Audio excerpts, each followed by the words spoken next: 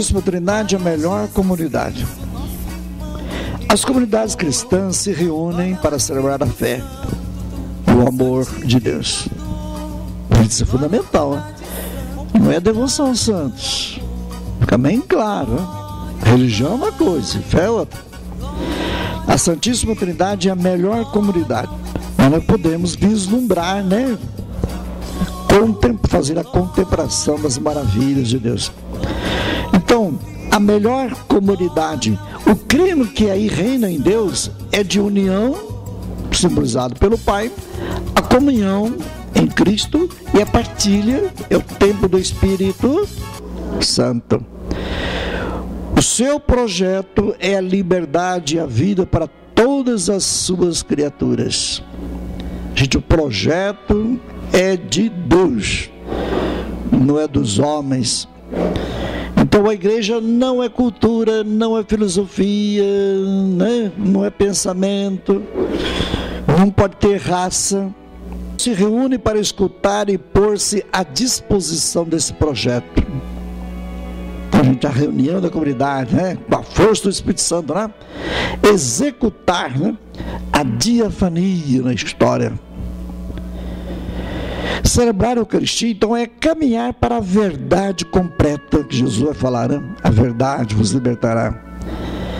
A verdade completa, gente, a sabedoria, né? Tudo que é do Pai é meu. Mas tudo que eu digo, né, são palavras minhas, são palavras do meu Pai. Tudo é do Pai, tudo é para Ele.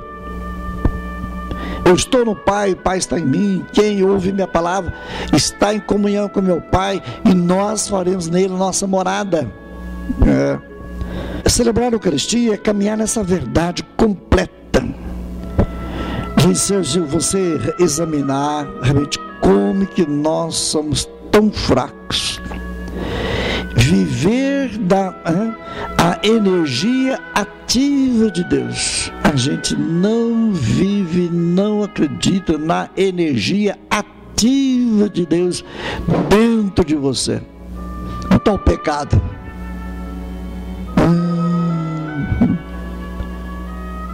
agora, né? E rezamos lá, Ave Maria, né? Nós pecadores, da hora, gente. Procura corrigir, né? Você reza porque está tão acostumado, né? Santa Maria, Mãe de Deus, rogai por nós, vossos filhos. Bem melhor que falar que o pecador, né? Diante da luz existe a escuridão? Existe? Existe trevas? Se tem o sol, existe o frio? Não. Coloca isso em termos de fé. Se a gente viver na energia ativa, na força ativa de Deus, como é que nós superaríamos tudo, irmãos? E a gente é derrotado. É uma doença, uma dificuldadezinha.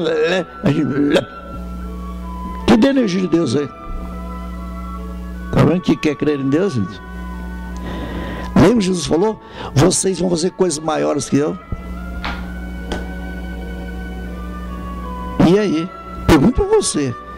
O que você já fez a mais que Jesus? Você vai ter muito mais 100. Não é isso o texto de hoje, é?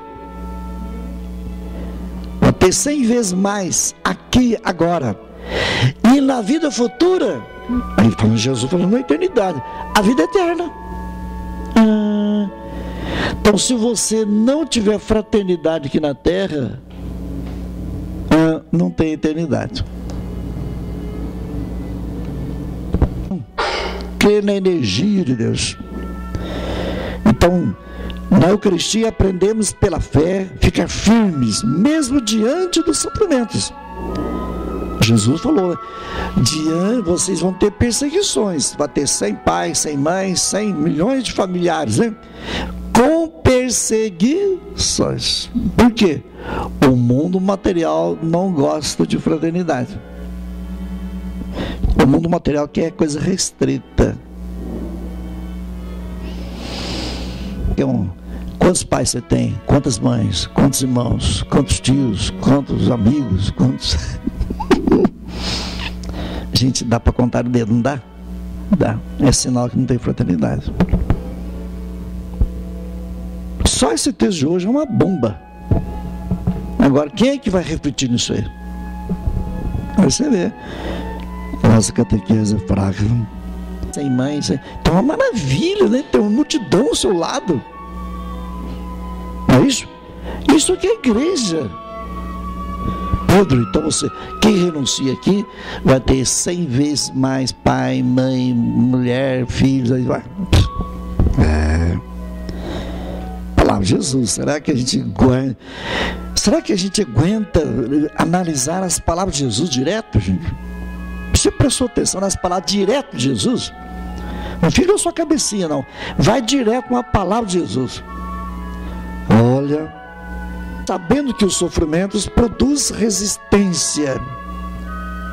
E a resistência traz a aprovação de Deus. Aí que está, ao longo da história da diafania, nós vamos ser perseguidos também, né? Resistência, perseguição. E a resistência vai dar, né, a aprovação de Deus. No domingo passado, o negócio do sofrimento, então não é qualquer sofrimento que leva para o céu. É o sofrimento por causa de Jesus, por causa do seu nome. Os apóstolos encontraram, né? O Paulo ficou firme, né? Pregando Jesus morto e ressuscitado. A celebração eucarística que inicia e se conclui com o nome da Trindade, né? Em nome do Pai e no final a bênção do Pai. É a melhor escola onde aprendemos o que significa ser cristão nos tempos atuais. É Jesus, né? Eu estou mostrando, eu estou antes da terra, antes das nuvens, dos mares, etc. Né? Quer dizer, tudo que houve a criação, o Pai fez a criação e deu essa criação para o seu Filho Jesus. Jesus quer, com a consciência dos homens, ele gosta de estar com os homens, quer oferecer isso de volta para o Pai. Gente, essa é a síntese de tudo. O mundo é um presente do Pai para o seu Filho. E toda a história da igreja é tomar consciência com Cristo para devolvermos com Ele para o Pai. Foi isso. Então, por isso que ele falou, estava brincando, né? O mundo foi uma brincadeira do Pai para o seu Filho.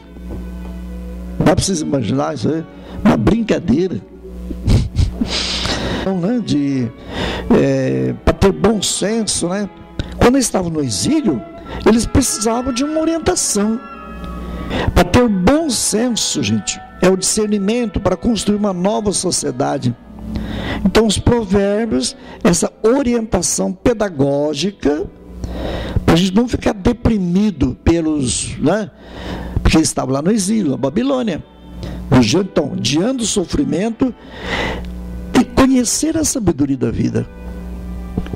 Isso é difícil. Você doente, ou estando doente, ou conversando com o doente, a gente aprender a sabedoria da doença. É difícil, é difícil. Ter a sabedoria é a sensatez que nasce da experiência de vida. Com o passar do tempo, né, o povo do Antigo Testamento chegou a personificar essa experiência. Então, a sabedoria é a criatura primogênita de Deus. Para nós é Jesus Cristo, né?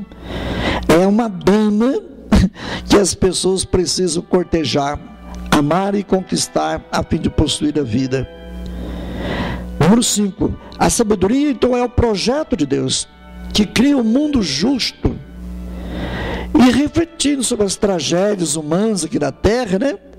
Os autores sacros vão colocar a presença de Deus ao lado do seu povo. Então, sábio é quem constata que Javé é o Deus da vida.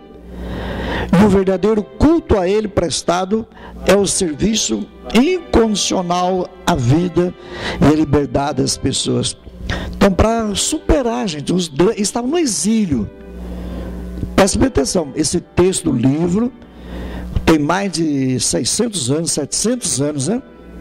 Reflete todo o sofrimento de um drama do povo. Então tem muita escola ali dentro, muita, né? o discernimento, ter o bom senso. Então a sabedoria é uma criatura primogênita de Deus. Então para nós é Jesus, né? O número 7 lá. O mundo de liberdade e vida começou a existir. Então Deus colocou os céus, traçou o horizonte, a água, os oceanos, as nuvens, as fontes dos oceanos, os limites da terra e do mar. E a sabedoria era o neném, que era Jesus, né? O filho, estava brincando, porque o pai estava dando tudo aquilo para ele.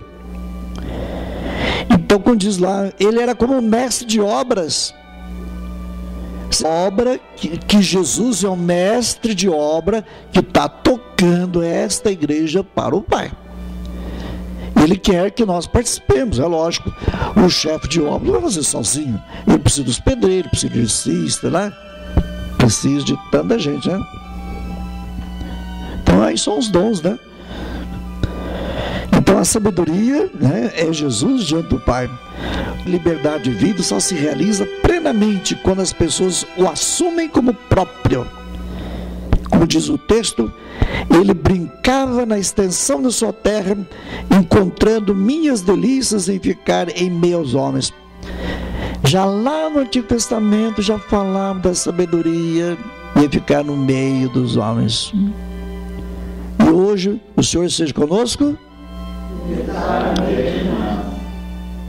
Essa palavra meio já vem lá do Provérbios capítulo 8, tá vendo? Eu falei, o nascimento já estava lá. A delícia de Jesus é estar no meio dos homens. Maravilha. A bondade, o amor estão escritos e manifestam-se aos homens na beleza e na harmonia das obras e criaturas. Então, tudo que vai contra a vida é contra o projeto de Deus. Derrubar uma árvore inutilmente, por exemplo, só por causa do dinheiro, é pecado. Que é brinquedo de Jesus, nós estamos destruindo os rios, os mares. Então Jesus era uma criança do Pai, e o Pai dá todo o universo para o seu filho. Então ele deleitou-se em estar junto com os filhos dos homens. É uma profecia, como já falava lá, que a sabedoria do Pai, que é o seu filho primogênito, vai estar um dia junto dos homens. Então, uma reflexão aí. Olhando a obra de Deus, aprendemos que o homem não é um concorrente de Deus, e nem Deus é o adversário.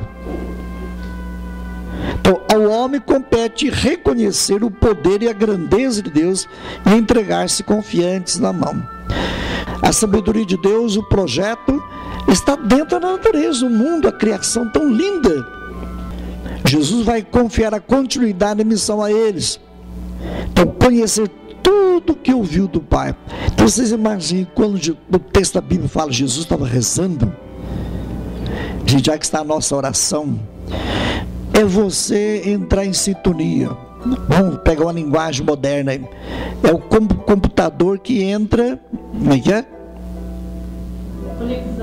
Conexão com outros computadores. Então aí está a internet, por exemplo. É você entrar em conexão com a energia ativa de Deus. Meu filho. Então você vai sair entusiasmado, você não vai ficar aí chorando, né? É aquele que conduz a comunidade à verdade completa. E Jesus é a verdade completa, gente. Então o Espírito Santo tem que dirigir a comunidade na direção de Jesus. O Espírito Santo não pode ensinar nada para ele na direção do Espírito Santo, não. Com ele na direção de Cristo. E não para em Jesus, tem que ser para o Pai.